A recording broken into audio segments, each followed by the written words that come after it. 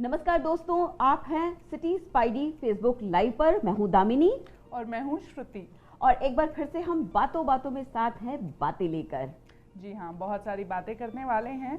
और हम श्रुति, बातें तो आप तब करेंगी, पहले ये बताइए, ऐसे इतने दिनों बाद दिख रही हैं, मिल रही हैं, लगता है कुंभ के मेले में बिछड़े थे और आज टकराए हैं। कुंभ की तो बात ही है, कुंभ के बारे में ही बात करने वाले हैं कि गुरु ग्रह जो है वो कुंभ राशि में पहुंच गए हैं। अरे बाप रे, मतलब कुंभ भी आ रहा है, गुरु ग्रह भी आ रहा है।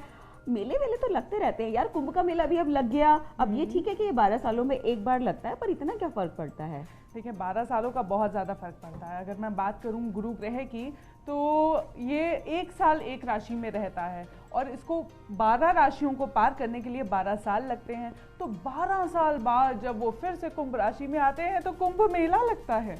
यार, आपकी बातों से मुझे ऐसा लग रहा है कि कोई ज्योतिषविद बोल रहा है जिसके पीछे एक हिस्टोरिकल, एक पौराणिक, एक ज्योतिषीय महत्व है। तो यही बता दीजिए कि वो महत्व क्या है, कुछ तो खास है। जी हाँ, बिल्कुल है। देखिए, ज्योतिषीय महत्व की अगर मैं बात करूं तो ये जो कुंभ का मेला है और इसका जो समय तय होता है वो ज्योतिषीय गणनाओं यानी कि एस्ट्रोलॉजिकल सिग्निफिकेंस के अकॉर्डिंगली, एस्ट्रोलॉजिकल कैलकुलेशंस के अकॉर्डिंगली ही सेट होता है। और बात सिर्फ जो गुरु ग्रह है, जुपिटर की है, वो एक्वेरियस साइन में जाने की नहीं है। सूर्य का मेष राशि में आना भी बहुत ज़्यादा इंपॉर्टेंट है और इसकी सिग्निफिकेंस तब बन जाती है कि अमृत योग जिसे कहते हैं, जैसे ही 14 अप्रैल को सूर्य आएंगे मेष राशि में, गुरु जो है टच कर चुके हैं एक्वेरियस साइन को, आज रात को 1:50 में ही आ गए थे।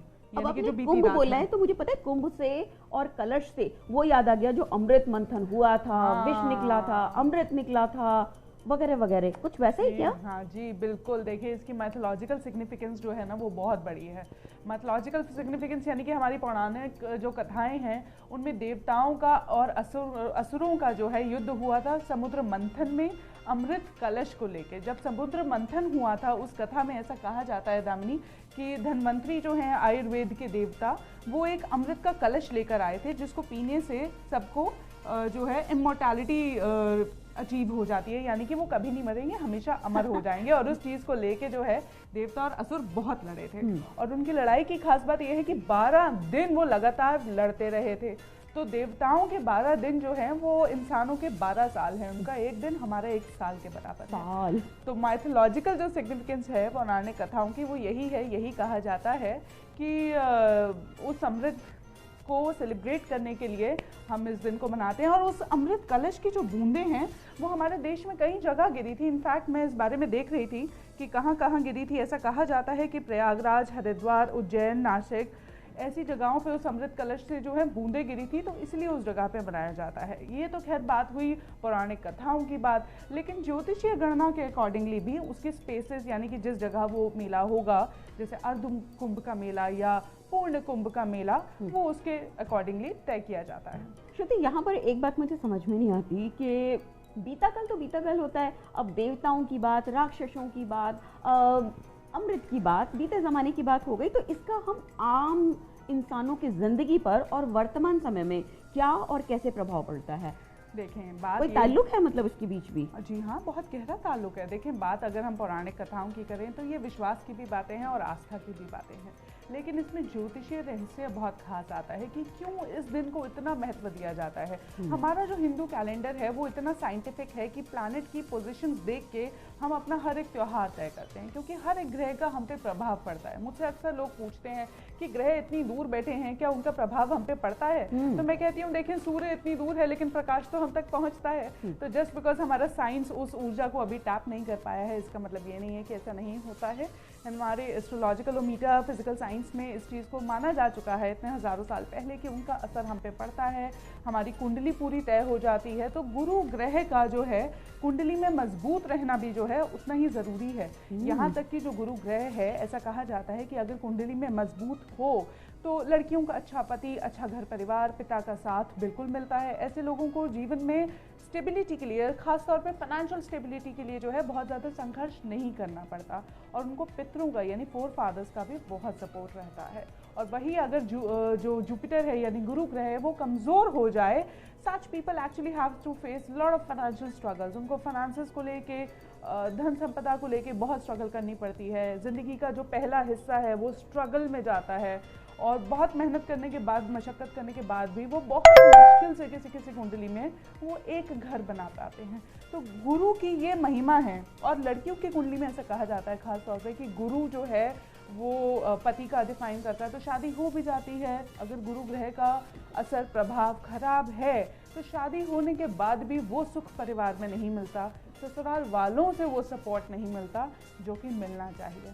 क्या बात है। वैसे श्रुति, आपकी बहुत सारी खूबियों के साथ आपकी ये जो एक छिपी हुई प्रतिभा है जिसे आप बहुत कम सामने लाते हैं कि आप ज्योतिष का, वास्तु का बहुत गहरा ज्ञान रखती हैं, उसकी खूबियाँ और उसकी झलक हमें अक्सर देखने को मिलती है। अब देखिए, हम इस इवेंट को, यानी कि माफ़ कीजिएगा, कुंभ मेले को एक मेले ठेले की तरह ही ले रहे हैं कि जाएंगे, चाट पकौड़ी खाएंगे, नहाएंगे और चले आएंगे। अब नहाने से मुझे याद आया कि भाई हम तो बहुत साफ सुथरे लोग हैं, दिन में 2 बार ज़रूर नहाते हैं, लेकिन किसी खास दिन, खास मुहूर्त, खास मौके या खास समय पर ये जो नहाने की बात कही जाती है कि आज स्नान पड़ रहा है या आज कुछ ऐसा, क्या इसका कोई खास महत्व होता है? जी हाँ, बिल्कुल खास महत्व होता है। देखें, जैसे मैंने ज्योतिष के बारे में बताया कि सूर्य जो है वो मेष राशि में होते हैं, तभी जो है पूर्ण कुंभ अमृत योग की जो है वो शुरुआत होती है।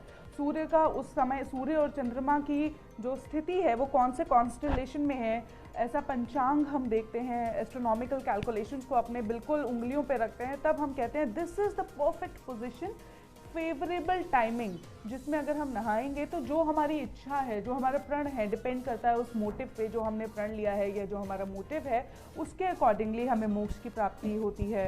या हम चाहते हैं कि हमें कोई इच्छा है हमारी कि हमारा करियर अच्छा हो जाए या हमारे घर में सुख शांति रहे, तो इस तरह की जो इच्छाएं होती हैं। और खास करके ये कहा जाता है कि कुंभ के मेले में उस समय नहाने से जो है सारे पाप धुल जाते हैं, पर पाप से ज़्यादा मुझे लगता है ना कि इच्छाएं पूरी होती हैं और फाइनेंशियल स्टेटस जो है वो बेटर होता है। और अगर वो भी ना हो पाए, क्योंकि हर किसी की कुंडली अलग होती है, हर किसी की ज़िंदगी अलग होती है, तो कम से कम उसको इतनी शक्ति मिलती है, उसको इतना ज्ञान या इतना सपोर्ट लाइफ में मिलता जाता है कि वो कैसे तैसे जो अपना समय है वो बिना अफेक्ट हुए, या यूँ कहूँ कि स्थित प्रज्ञ होके निकाल लेते हैं। पैसे की बात आ रही है, ये दिल चाहिए पैसा, थोड़ा सा और पैसा और थोड़ा सा और पैसा, ठीक है। तो ये टिप्स तो आजमाई जा सकते हैं। लेकिन श्रुति, आप बात कर रही हैं भारतीय पौराणिक संस्कृति की, तो उसमें एक चीज़ हम हमेशा नोटिस करते हैं कि जो भारतीय संस्कृति है वो कहती है कि भाग्य उन्हीं का साथ देता है जो अपने कर्म पर विश्वास रखते हैं, यानी कि मनसा वाचा कर्मणा, जो कर्म किए जाते हैं, कर्म के आधार पे भाग्य बदलता है। तो ये जो भाग्य है ये इन चीज़ों से कितना प्रभावित होता है, और हम कर्म को ही प्रधान क्यों नहीं मान लेते?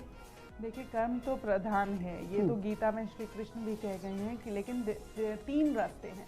कर्म योग होता है, उसके अलावा भक्ति योग होता है, सांख्य योग है, जिसकी हम बातें करते हैं हमारे हिंदू दर्शन में। तो कहा जाता है कि भक्ति योग से भी हमें मोक्ष मिल सकता है, कर्म योग से भी मिलता है। तो ये तो इंसान के ऊपर निर्भर करता है कि वो क्या फॉलो करता है। अगर वो कर्म पे फोकस करता है और किसी चीज़ से अफेक्टेड नहीं फील करता, तो वो भी एक अपना रास्ता होता है। वरना तो जितने नास्तिक हैं वो सब ऐसे ही रह जाते हैं। तो क्यों नास्तिक जो लोग होते हैं कहते हैं कि हम भगवान में नहीं मिलते, मैं तो कहती हूँ उन पर भगवान की ज़्यादा कृपा है कि वो कर्म कर पा रहे हैं, वो अफेक्टेड नहीं होते किसी चीज़ से। तो वो भी अपने आप में कृपा है, वो भी ईश्वर की ऊर्जा का एक रूप है। और जितने आस्तिक हैं वो तो ईश्वर का नाम लेते ही हैं, तो उनको तो गाइडेंस मिलती जाती है, इंट्यूटिव गाइडेंस यूज करते करते वो जिंदगी बिताते जाते हैं। और श्री कृष्ण तो कह भी गए हैं कर्मण्येवाधिकारस्ते मां फलेषु कदाचन। तो ठीक है कि भाग्य पर पूरा विश्वास रखिए, अपने भाग्य को प्रबल बनाने की कोशिश जरूर कीजिए, लेकिन साथ में अपने कर्मों की दिशा भी सही रखिए। इससे क्या मिलेगा? शक्ति वक्ति मिल जाती है क्या? देखिए, शक्ति की जब हम बात करते हैं तो बात ये है, जैसे गीता में श्री कृष्ण कहते हैं स्थित प्रज्ञ, स्थित प्रज्ञ या चैतन्य होना। हाँ, चैतन्य होना। हम सेल्फ रियलाइजेशन के कॉन्सेप्ट की बात करते हैं।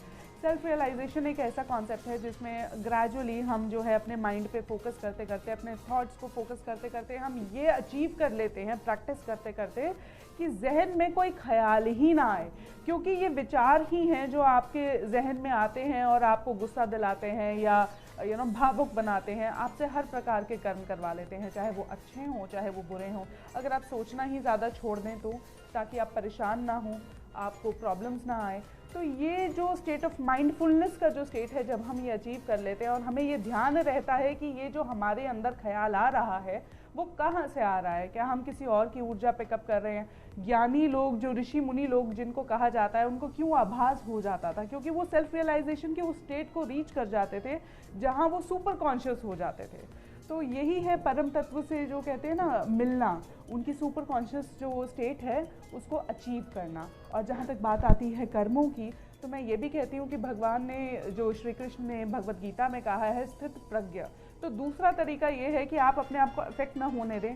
देखें, बुरे वक्त से जब आप गुजरते हैं ना, तो हो सकता है कि आप खुद को इतना मजबूत कर लें कि वो जो बुरा वक्त है आप पे असर डालना या प्रभाव डालना छोड़ दें। बहुत से लोग जो अच्छा समय आते हैं ना उसमें भी बह जाते हैं, और जो इंसान अच्छे समय में भी भावुक हो जाता है, एक्स्ट्रा डिस्काउंट दे देता है और कल को वो उसी पे भारी पड़ जाता है, तो वो फिर जाहिर सी बात है कि जब समय बुरा आएगा तो वो उसमें भी रिएक्ट करेगा। हाँ, बिल्कुल हो जाता है, हाथ जला के हवन करना, इतना डिस्काउंट मत दे दीजिएगा भावुक का। हाँ, तो इसलिए कहते हैं ना, when you are happy don't take decisions, and equally when you are sad don't decide anything big, don't make major decisions of your life on your fleeting impulse or that emotion of that moment। तो ये इसलिए कहा जाता है, और ये शक्ति ही है। ईश्वर जो है आपको शक्ति देते हैं उस समय से उभरने की। आप तो अपनी कुंडली के हिसाब से चल रहे हैं, मतलब आपकी जो डेस्टिनी है वो पहले से लिखी जा चुकी है, ऐसा कहा जाता है, ऐसा माना जाता है। ज्योतिष में ये बहुत पक्का विश्वास है, क्योंकि हम स्टार्स का स्क्रीनशॉट ले लेते हैं आपके जन्म के समय का, उसके अकॉर्डिंगली आपकी पहले से लाइफ तय होती है। तो हम लोग सिर्फ उपाय करते हैं, उसका जीपीएस सिस्टम को यूज़ करते हैं, जो भी best of the situation we could make of it, हम उसको बनाते हैं, उसका फ़ायदा उठाते हैं और अपने आप को आगे लेकर जाते हैं। तो बस ये महत्व है कि जुपिटर जो है, यानी कि गुरु बृहस्पति जो है कुंभ राशि में जाते हैं, तो इच्छा पूर्ति की वो राशि है, लाभ की राशि है, तो आर्थिक लाभों की राशि है, आर्थिक लाभ का ये समय है। इसका भरपूर जो है उपयोग करिए, और अब से आने वाला जो 1 साल और 2 साल हैं वो ज़्यादातर राशि और ज़्यादातर लोगों के लिए बहुत अच्छा जाएगा। और देश की आर्थिक स्थिति भी ऐसा कहा जा सकता है कि इस साल अक्टूबर से अगले साल तक के अक्टूबर में बहुत बेहतर होती हुई दिखाई देगी। क्या बात है। तो दोस्तों, हमने ये जाना कि कुंभ सिर्फ एक मेला नहीं होता है, बल्कि ये भारतीय संस्कृति का एक बहुत मजबूत प्रतीक है, न सिर्फ हमारे देश में बल्कि विदेशों तक में, पहली बात। और दूसरी बात, हमारी संस्कृति जो कि कर्म पर आधारित है, वो कहती है कि कर्म ही भाग्य को प्रबल बनाता है। जब भाग्य प्रबल होता है तो शक्ति आती है, पैसा आता है, फिर मजे आते हैं और हम दुनिया जीत जाते हैं। लेकिन आप सारे भोग करके जिंदगी को पार कर जाते हैं और मोक्ष की राह पर आगे निकल जाते हैं। लेकिन अगर शक्ति पाकर भी आप विनीत बने रहना चाहते हैं, सरल बने रहना चाहते हैं, तो चलते चलते मैं आपको ये पंक्तियां जरूर सुनाना चाहूंगी जो हमारे महाकवि की है कि क्षमा शोभती उसी भुजंग को जिसके पास गरल हो, वो क्या जो दंतहीन विषहीन विनीत सरल हो। यानी कि ताकत जरूर बनाइए, लेकिन ताकत को अपनी खूबी बनाइए, कमी नहीं बनाइए। और ऐसी बातों में हमारे साथ जुड़ते जाइए। क्यों श्रुति? जी बिल्कुल सही बात है। इसके लिए इन्हें क्या करना होगा? Like, share and subscribe. और हमारी ये जो बातें हैं ना, जो लाइव लेके हम आ जाते हैं हर बार किसी मुद्दे पे, किसी टॉपिक पे बात करने के लिए या किसी डिस्कशन के लिए, अगर ये आपको पसंद आती हैं तो जुड़े रहिए। और वो जो बेल आइकन आता है, चाहे वो यूट्यूब पे हो या वो जो इंस्टेंट नोटिफिकेशन वाला आइकन होता है फेसबुक पे, तो वो ऑल रिमाइंडर्स वाला उसको दबा दीजिए। हमारी सारी बातें आप तक पहुंच जाएंगी, हर बात को लेकर आएंगे आपके पास। तब तक के लिए बाय बाय।